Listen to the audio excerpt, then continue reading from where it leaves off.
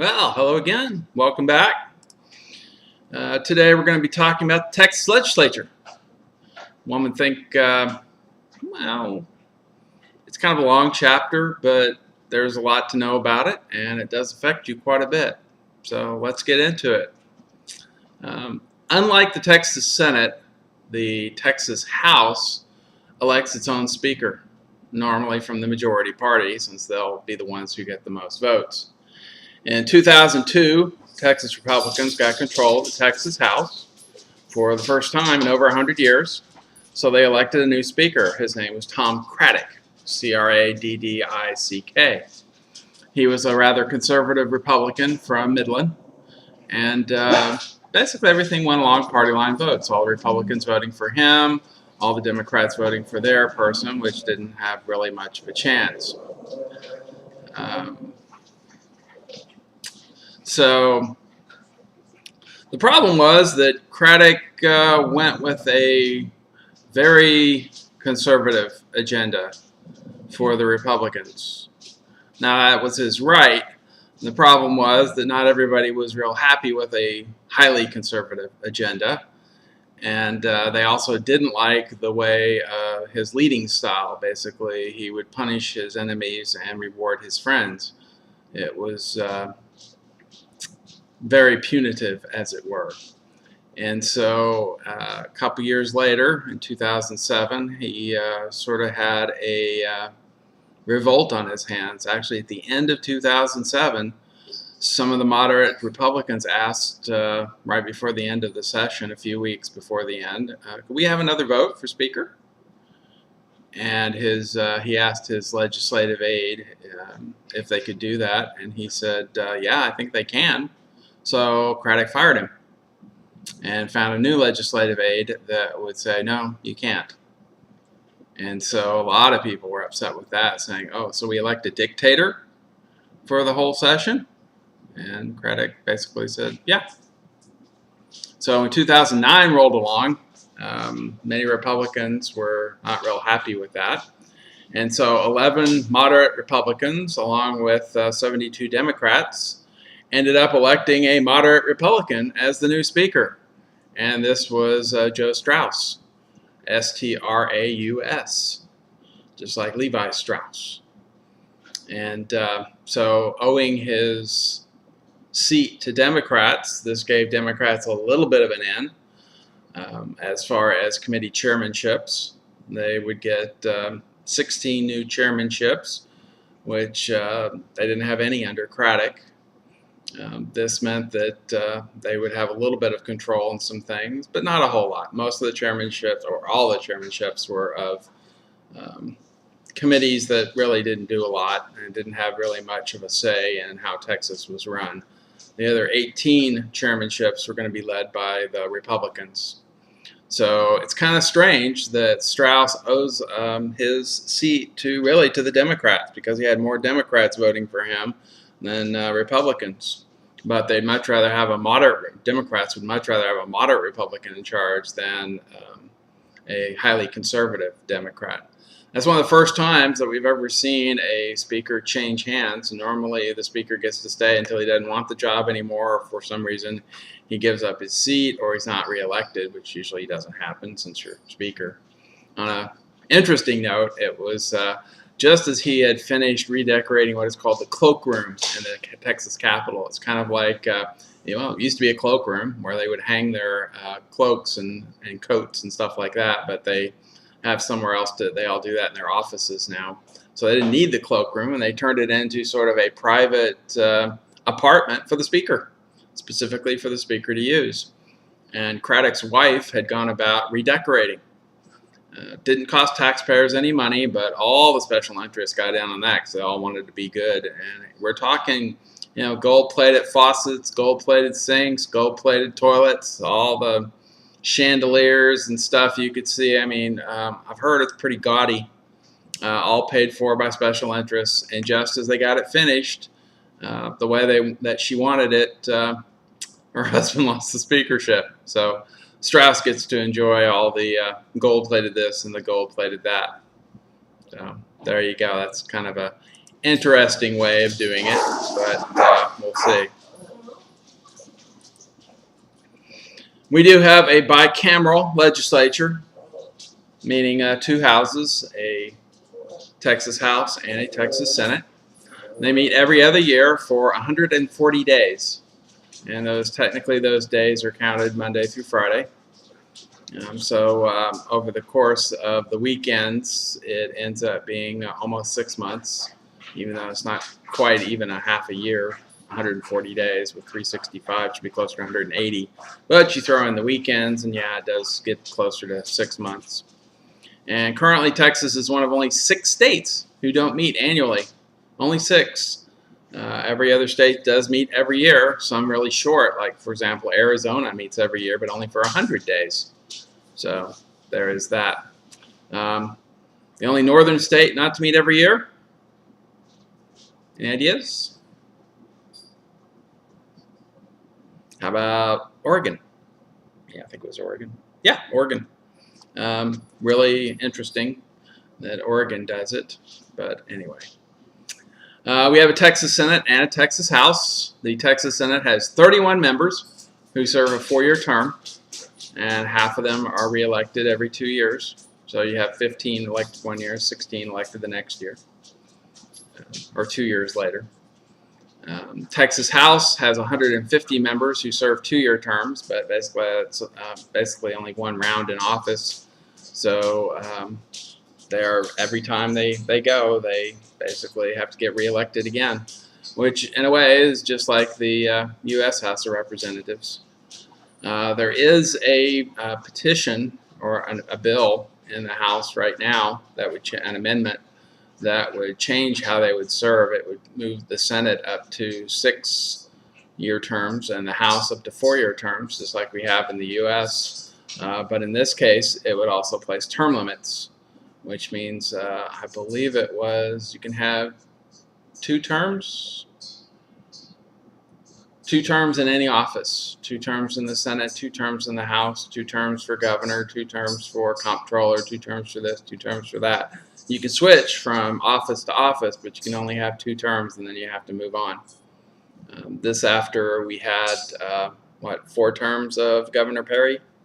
So 14 years, well, 3.5 terms of Governor Perry, and pretty much most of the rest of the people who were serving with him. So although it would increase the people in the Senate and the House, it would start putting in some term limits, which some people think would be a good thing. Don't know. We'll see. Probably would be at the state level. Doesn't really work as well for local. Anyway, we got to have a lot of powers that are similar to the U.S. Constitution. For example, Texas Senate confirms and rejects the governor's appointments with a 2/3 vote. The Senate also holds impeachment trials with a 2/3 conviction vote, meaning you got to have 2/3 of them, which would be 21 out of the 31. And then the House initiates legislation to raise taxes. All you need there is a simple majority vote, and they can impeach Texas officials. Here, where the U.S. has a simple majority vote, the Texas House actually uses a 2/3 vote. There is nothing in the Constitution that says 2/3 for the House. It does say 2/3 for the impeachment in the Senate, but for some reason we've taken the 2/3 in the Senate and also put it to the House. Hang on a sec, be right back. Dog wants out.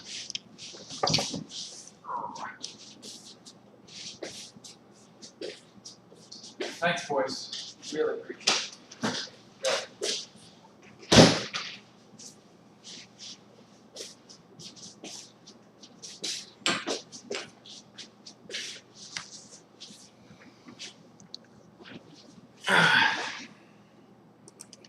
Sorry about that. I gave them treats right before I started, hoping that they would settle down and go do their thing, but obviously they did a little bit too much. So anyway, 2/3 of each house is needed to pass a constitutional amendment or to do an override. They don't usually do overrides that often, generally because they don't have the chance to do that.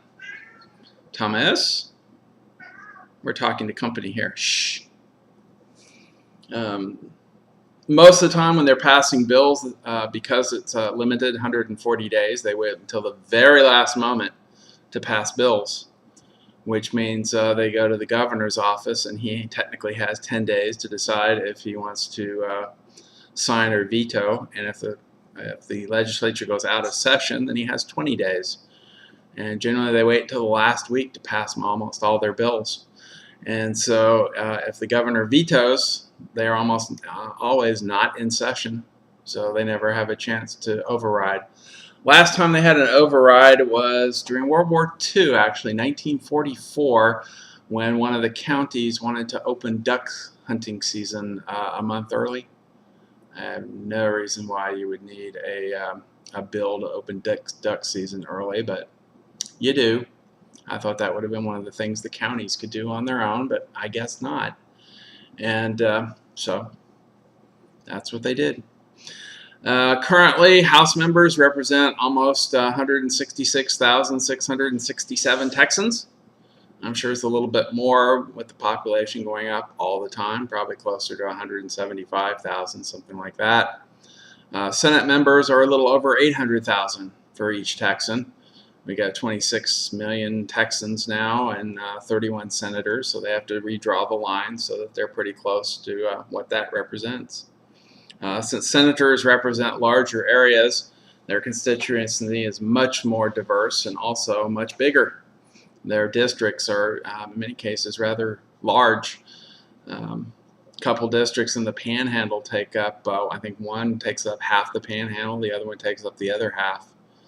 And so there's quite a bit of land they have to do, which is why almost none of the senators can do, it's tough for them to do media and all that, because they have to have a lot of money.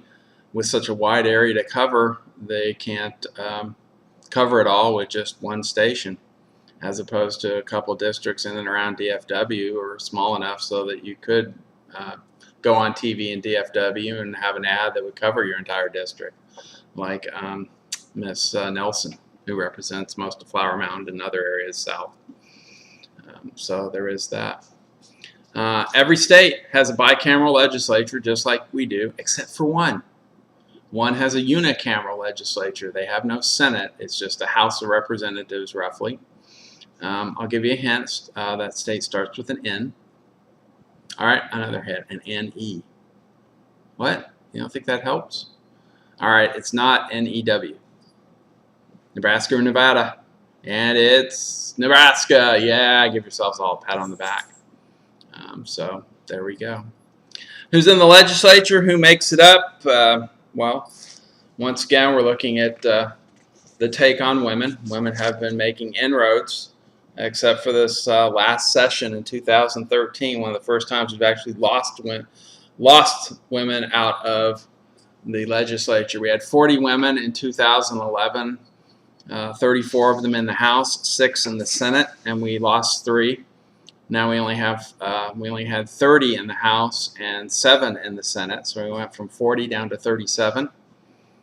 Since the new legislature just got started, I'm waiting for the numbers to pop up. They probably will here pretty soon, but don't have them quite yet, so we'll have to wait and see where that goes. Most common age bracket for both houses of the Texas legislature. Used to be quite old. 60 to 70 used to be the bracket for most of them, generally because most of the people who could serve in the legislature were the rich retired folks. Today, a lot of them are retiring a lot earlier, or are able to have jobs where they take a lot of time off. So it's actually C is the answer, 50 to 60. I wouldn't be surprised if 40 to 50 turns out to be the new one here pretty soon, but it's 50 to 60 currently right now. That's a fact of a lot of elites being able to go to the Texas legislature because, well, once again, you don't get paid that much, which we'll get into in a little while. In 2013, they filed over 12,000 bills, but less than half of them, 5,900, were actually passed. They don't have time for a lot of them, but that's still a lot of bills, which I find amazing, especially from, once again, a lot of the Republicans who want to limit government, and yes, they pass a lot of bills. But the good news is a lot of the bills that they pass are voice vote bills that really don't mean anything. Oh, we're going to have a bill for its NCTC Day. Woo! Whoopee. Doesn't mean anything. It's just one of the bills they passed on a recommendation. So there you go. Current compensation for Texas legislators, $7,200 per year. And that's not a whole lot. They get an extra $600 if a special session is called that they come in. This is one of the lowest in the nation, especially for all the large states. 10 largest states, it is the lowest. Still, it's pretty low compared to the other states. I think New Hampshire is probably the lowest. They get $50. So, never know. A lot of people talk about increasing the salary or not, and there's a current debate on that. Some, those who say better pay, we give more Texans the opportunity to serve. This is actually what happened in the Dallas City Council. They were getting a free meal, and that's it. That's what happens actually with most city councils. Most city councils do not get paid because it is a part-time job. They basically serve twice a month. They usually put in a rough night, but that's all. They get a free meal out of it, and they can write off any mileage to and from as far as that goes. And that's what was happening with the Dallas City Council. The problem was people, as Dallas grew, people were calling more and more and more, and they were having to spend more of their time working on city council stuff, so that it almost became a full-time job. Plus, they also found that the vast majority of people in Dallas were the richer folks who could afford to take off the time and to do it. So about 20 years ago, they had a big discussion, and they decided to pay $35,000 a year to those on the Dallas City Council, and that has allowed a lot more people to serve on it. And that's the idea behind the Texas legislature. If the salary were, say, $45,000 or $50,000 a year, then more regular people could serve on the Texas legislature. For example, I know I probably couldn't do it. I had $7,200. I couldn't take the time off from my job at the college. They would give me one semester off, but that I'd have to take a sabbatical. I'd actually lose. I wouldn't get paid by the college, and actually lose more money than the other with money coming in. So there was that. They also say that if they got paid more, then they wouldn't have to rely on special interest groups as much. That's up for debate, because that's actually one of the arguments for lower pay. A lot of people say the low pay keeps them immune from outside interests, and I don't know. They do end up taking a lot of money from outside interests. So there's that. But then also the other argument for low pay is that they do what's right. They do the right thing, what's right for the state, and instead of what's right for politics. With the low pay, there's really no reason why a lot of people would want to stay on in the job. But that really doesn't hold too much water these days, because the people who get the job are already independently wealthy, and they like the power, they like the attention that comes with it. So they stay there quite a while. And many of them are staying there for the perks afterwards, because the vast majority of them are hired by interest groups, as we heard from the last chapter. They're hired by interest groups because of what they know and who they know. So there's that. What most people don't hear of too often is they also do get paid a per diem. Means per day for room and board. Anytime they're working for the state, all 140 days they're down in Austin, plus the weekends, they get pay for basically to stay somewhere and to pay for their meals.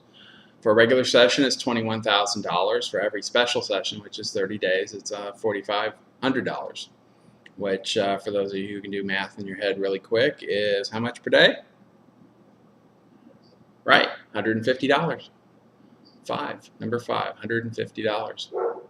What most people don't know is that they can also get per diems in months when the legislature is not in session. So for those 18 months, since they're in session for 6 months, they're also out of session for 18 months.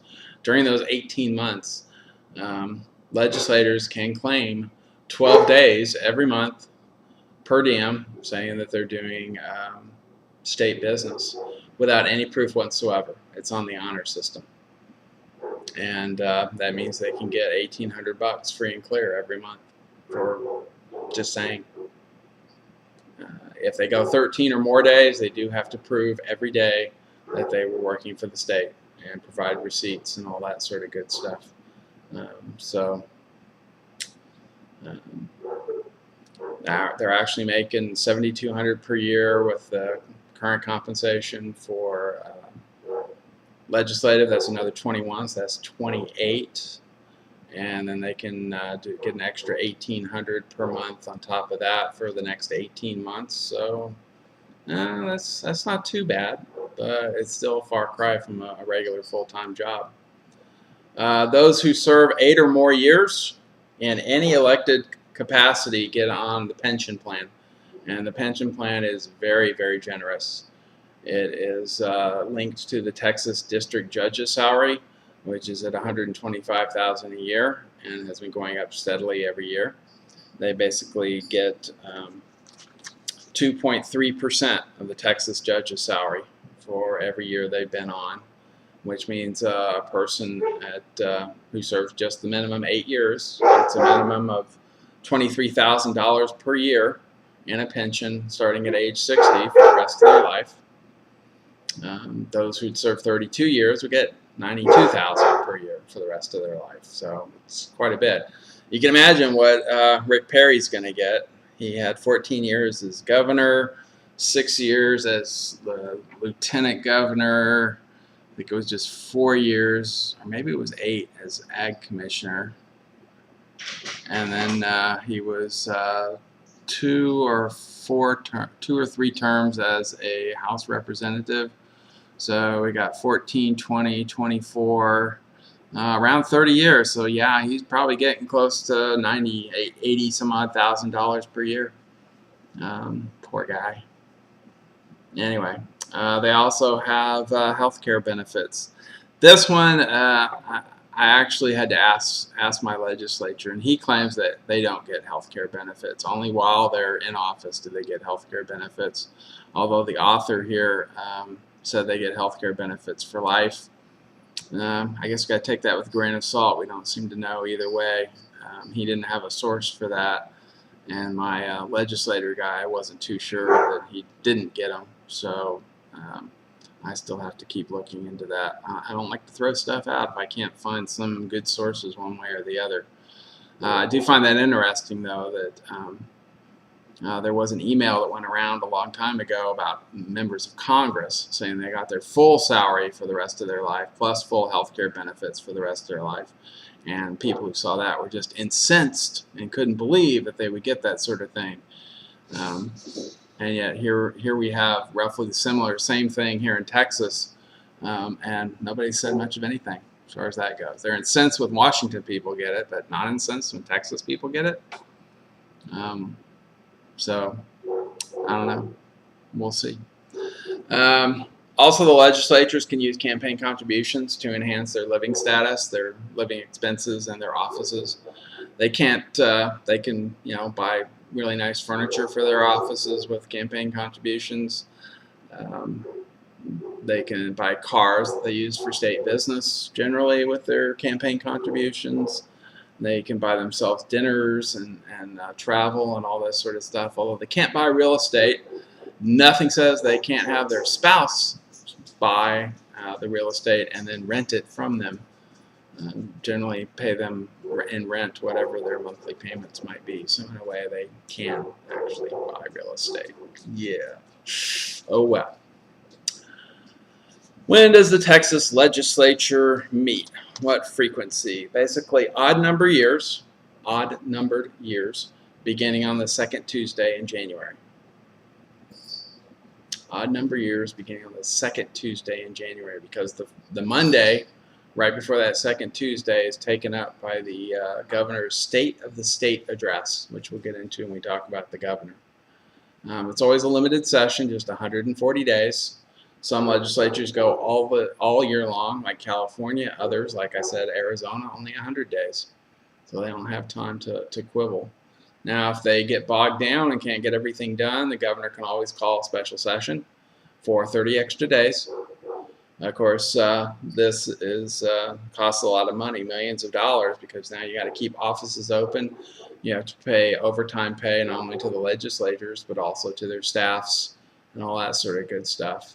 It's interesting, when Ann Richards was governor, I remember that she had to call a special session, and oh boy, were the Republicans in the legislature just livid. Oh my gosh, what a failure of leadership. If you can't get the job done and get the legislature to get the job done in 140 days, you should resign, because there's plenty of time, da da da da da. And yeah, just think back on the last few years. Rick Perry's called 2003, he called 3 special sessions. Just this last year in 2013, he called 3 special sessions, and nobody said a thing.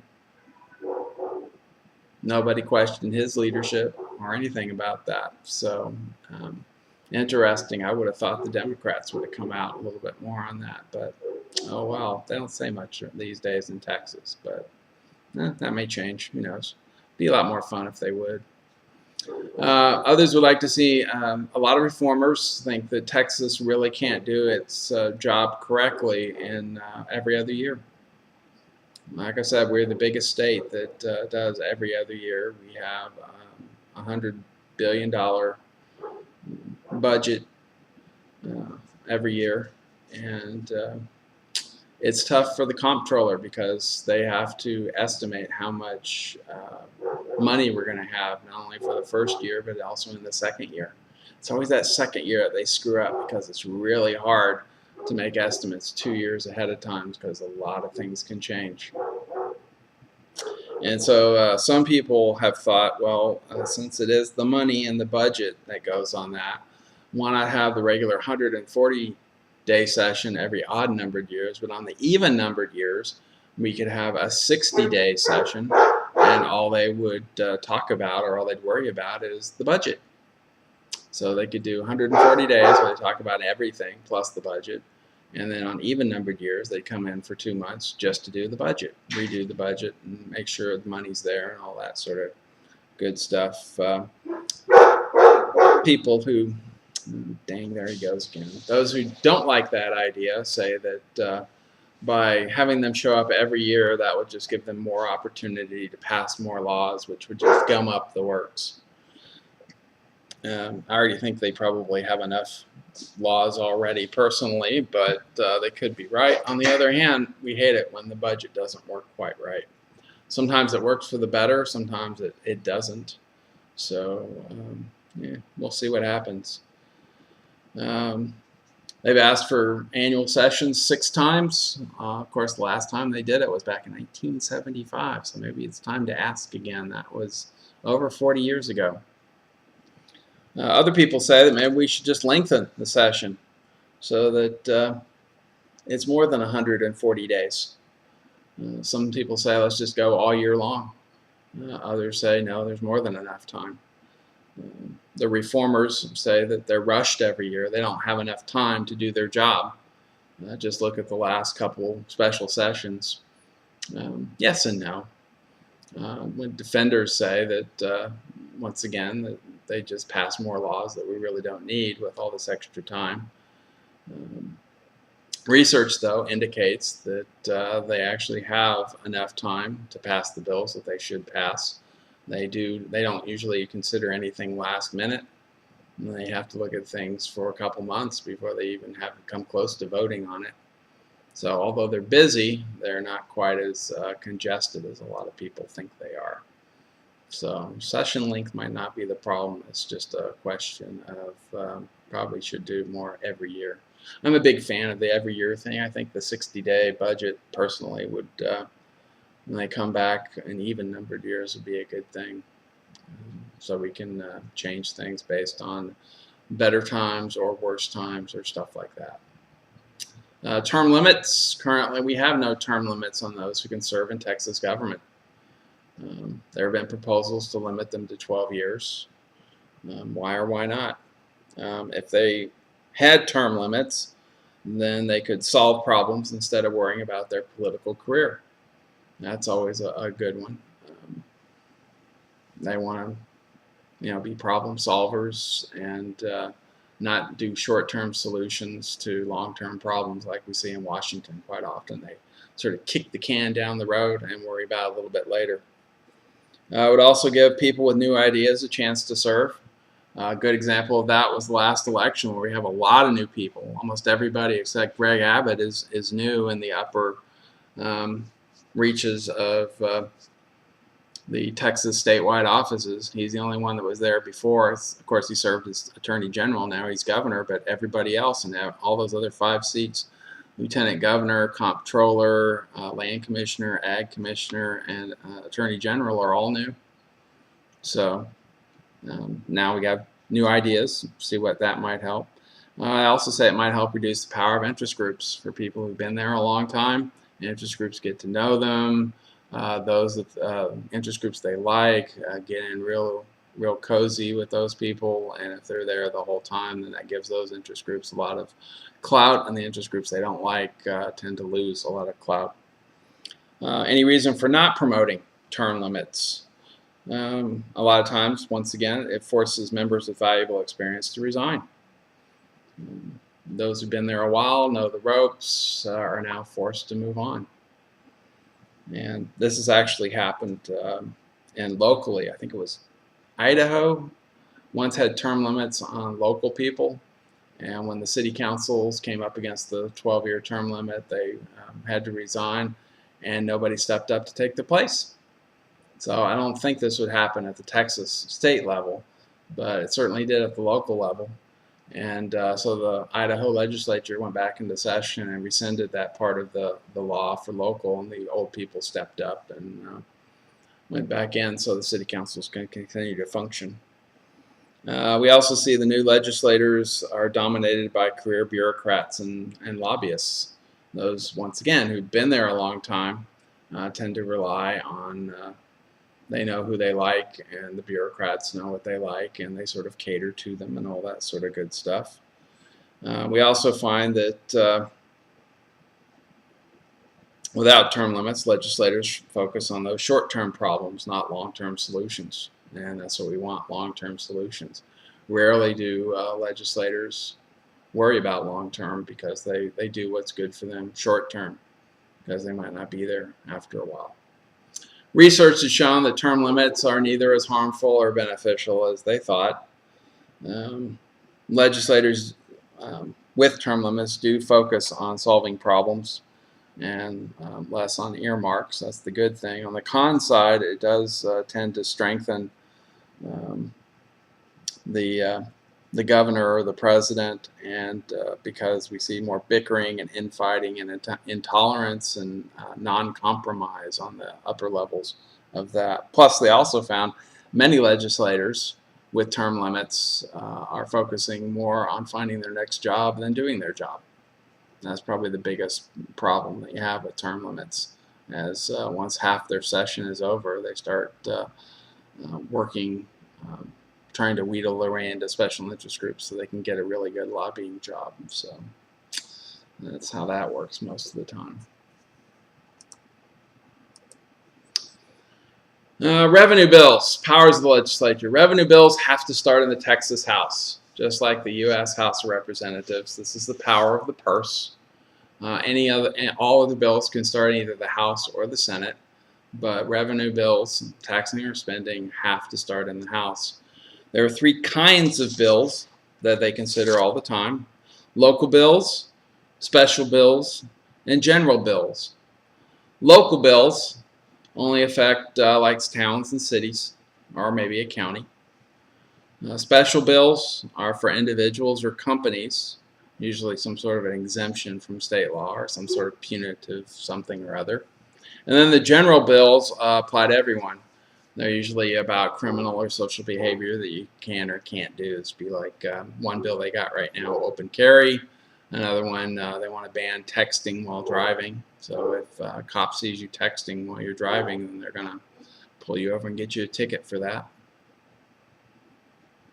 They also have resolutions. Concurrent resolutions, joint resolutions, and simple resolutions. Concurrent resolutions are passed by both the House and the Senate. and it's like an amendment, and it usually does require the governor's, not an amendment, proposing an amendment. And then there are joint resolutions where they need both houses to pass, but it doesn't really need the governor's signature. And then simple resolutions only apply to the house that's doing that resolution. This is usually like rules of the House or rules of the Senate and stuff like that. Many times the legislature, they do a lot of things that they have what considered non-legislative powers because they don't have much to do with the legislature themselves. They can do a lot of things in the names of their constituents, which is like getting you a flag that is flown over the Capitol building. It's one of the weirdest jobs. You can actually get the job of Capitol flag flyer. You're basically running up a flag, let it sit there, run it back down, and hand it off. Get another one, run it up there, run it down, hand it off. And they hand out so many of these flags, not only the U.S. does it, but Texas does it as well. That is actually a job. I'm sure there's a flag folder. Maybe somebody who attaches the flag and takes it off and attaches a new one and takes it off and all that sort of good stuff. They also can certify the results of an election. They can initiate investigations into problems of a state agency whenever those problems come up. They also determine the appropriations budget for each agency. They actually have two steps in getting money for agencies to work. First, they come in and ask for a certain amount of money, and then they have to actually then vote out a certain amount of money. So you get two shots at getting it. Just because they say you're going to get a certain amount doesn't mean they're going to vote out that amount of money later. There's also the impeachment, where the House charges misconduct and then the Senate holds the trial. Now, by the way, that's the only time the legislature can call itself into session by itself. If they're out of session, the only time they can come back together is with the governors calling a special session, unless it's impeachment. Impeachment is the only time they can come back by themselves. And then they can also require the Texas Rangers compel people to come and attend regular or special sessions. This is actually how they found one guy who had died. He had not shown up into the House for 3 days, and so finally the Speaker, they hadn't heard from him, nobody had, so the Speaker finally sent the Texas Rangers over to compel him to come in, and they found him dead in his apartment. The funny thing was that he voted on several bills after he had died. They have this thing called ghost voting. You can actually see some of it on, if you go to YouTube and just put in ghost voting, it'll talk about it. But in the House, they have little clickers where you can click yes, or you can click no, or you can just leave the clicker where it is to abstain. And neighbors will vote for neighbors. It's kind of funny the way it works. But yeah, this guy was dead, and his neighbor kept voting for him. So he was voting when he was dead. I find it interesting that goes on in the Texas House when they're now requiring us to have voter ID, where we have to show and prove who we are before we can vote, and yet people in the House are voting for their neighbors all the time when they're not even there. Sounds a little bit like a double standard to me. So anyway, that's half the legislature. I think we'll just go ahead and stop there. I'll get this up on YouTube, and tomorrow I'll pick it up with how a bill becomes a law in Texas and finish this up. Talk to you later. Hopefully I can get the dogs to be a little quieter.